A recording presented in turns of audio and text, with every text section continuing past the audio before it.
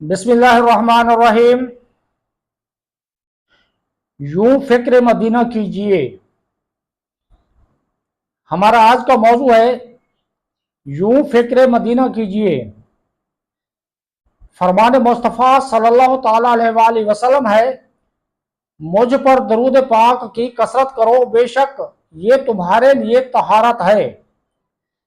الصلاۃ والسلام علیک یا سیدی یا رسول اللہ، الصلاۃ والسلام علیک یا سیدی یا حبیب اللہ۔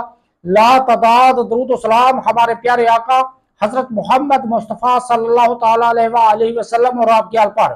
ویور میں مشتاق احمد، آپ دیکھ رہے ہیں یوٹیوب، فیس بک، ٹک ٹاک چینل۔ ہمارا آج کا ٹاپک ہے یوں فکر مدینہ کیجئے۔ کوشش کر کے اس طرح غور و خوض فکر مدینہ کیجئے، لوگوں کا میری تعریف میں چند جملے بول دینا یا مجھے تعریفی نگاہوں سے دیکھنا یا شہرت مل جانا نفس کے لیے یقیناً باعث لذت ہے، مگر لوگوں کی طرف سے کی جانے والی تعریف مجھے بروز حشر بارگاہ الہی عز و جل میں کامیابی و کامرانی نہیں دلوا سکتی، کیونکہ یہ تعریفیں کرنے والے لوگ تو خود خوف عتاب سے لرزہ براندام ہوں گے۔